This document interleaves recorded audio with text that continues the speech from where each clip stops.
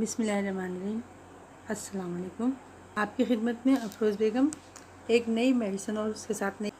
बीमारी के मुतालिक आपको मालूमात देने के लिए आपके लिए एक बहुत ही अच्छी मेडिसिन लेकर के आई हैं।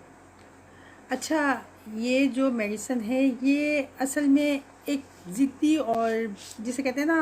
बहुत ही सख्त किस्म का जो कब्ज़ होता है ना, ये उसके लिए है। बाज़ लोग होते हैं कि उनका ज़ईफ़ मैदा हो जाता है और बदहज़मी, तेज़ाबियत, इस किस्म की नौयत ख़ास तौर पे गर्मियों में ये मर्ज़ बहुत ज़्यादा बढ़ जाता है कम। तो खाना खाने के बाद जो मरीज़ जो होते हैं वो मैदे पर दबाव महसूस होता है, मैदे पर बोझ-सा महसूस करते हैं, जैसे कि उनके ऊपर पत्थर रखा हुआ है। डकारे आने से उन्हें ऐसा महसूस होता है कि जैसे वो काफ़ी अंदर अपने बेहतरी महसूस करें,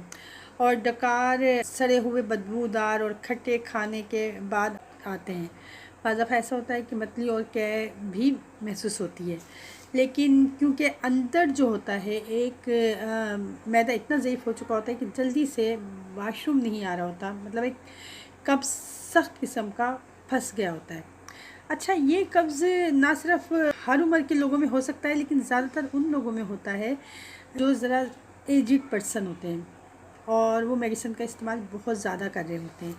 तो उनमें भी ये कब्ज़ बहुत ज़्यादा पाया जाता है। मरीज़ को बहुत ज़्यादा प्यास लगती है, बड़ी मिक़दार में वो पानी पीता है और होठों से लेकर वाशरूम की हद तक खुश्की महसूस करता है कि जैसे अंदर मैदे के अंदर कोई खुश्की या बहुत तरावट वाली चीज़ें नहीं हैं। कब्ज़ की वजह से मरीज़ की ज़बान अक्सर सफ़ेद और मोटी-मोटी सी महसूस होती है और सख्त और लंबा किस्म का पखाना, मतलब जैसे जला हुआ, क्योंकि वो खुल के नहीं आ रहा होता, तो इसलिए वो अंदर मैदे में पड़े वो सख्त किस्म का हो जाता है और ऐसा जैसे जला जला, क्योंकि अगर रूटीन से वाशरूम आता है तो आपको पता है वाशरूम की शक्ल कैसी होती है, लेकिन अगर 1 या 2 दिन या 3 दिन गुजर जाएं और फिर उसके बाद जब वाशरूम आता है तो वो इसी किस्म का सख्त और जला जला होता है। तो इस किस्म की कंडीशन के अंदर ये हमारी ब्रोइनिया जो है ये बेहतरीन दवा है और इसके इस्तेमाल से इंशाल्लाह ताला नास तो सख्त जिसे कहते हैं ना कि हटीला किस्म का जो मतलब एक पत्थर की तरह जम जाने वाला ये कब्ज़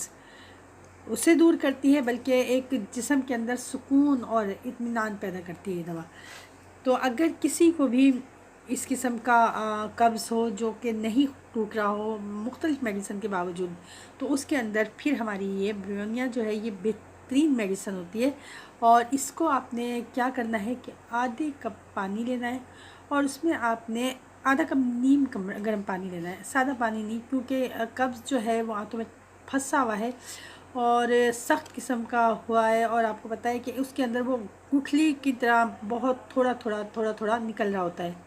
जो कि पेशेंट के जो होता है जो कब्ज़ में मुब्तला है उसे सुकून का बाइस नहीं होता। वो वाशरूम जाता है लेकिन वो सही तरह रिलैक्स होकर नहीं आता, क्योंकि थोड़ा निकलता है और फिर थोड़ा उधर ही रह जाता है। तो उसके लिए बेहतर है कि आधा कप पानी लें और उसमें आप डालें 7 कतरे रोइनिया के, और वो आधा कप पानी के साथ आपने कम से कम 4 खुराकें हर 4 घंटे के बाद आपने लेनी है। तो इंशाल्लाह तो आप देखिएगा कि 1-2 वाशरूम तो पास होना एक दिन में ही शुरू हो जाएगा, लेकिन अंदर जो बीमारी एक तरह से आपका, क्योंकि ज़ईफ़ मैदा हो चुका होता है, वो इतना लोड बर्दाश्त नहीं कर रहा होता, तो उसके लिए बेहतर तरीका ये है कि आप कम से कम इसे लगातार हफ़्ता या 15 दिन लाजमी लें। जब आप देखें कि आपकी तकलीफ़ जो है वो काफ़ी बेहतर हो गई और आपको अब खुद ब खुद ही वाशरूम आने लग गया है 1-2 खुराक के बाद ही, तो आप ये भी कर सकते हैं कि 10 दिन के बाद आपने दिन में सिर्फ 1 खुराक लेना शुरू करें और इसी तरह इस खुराक को ना छोड़ें तो बेहतर है, क्योंकि मैदे के अंदर इतनी जान नहीं होती कि वो बार बार इन बीमारियों को अफोर्ड कर सके। तो बेहतर तो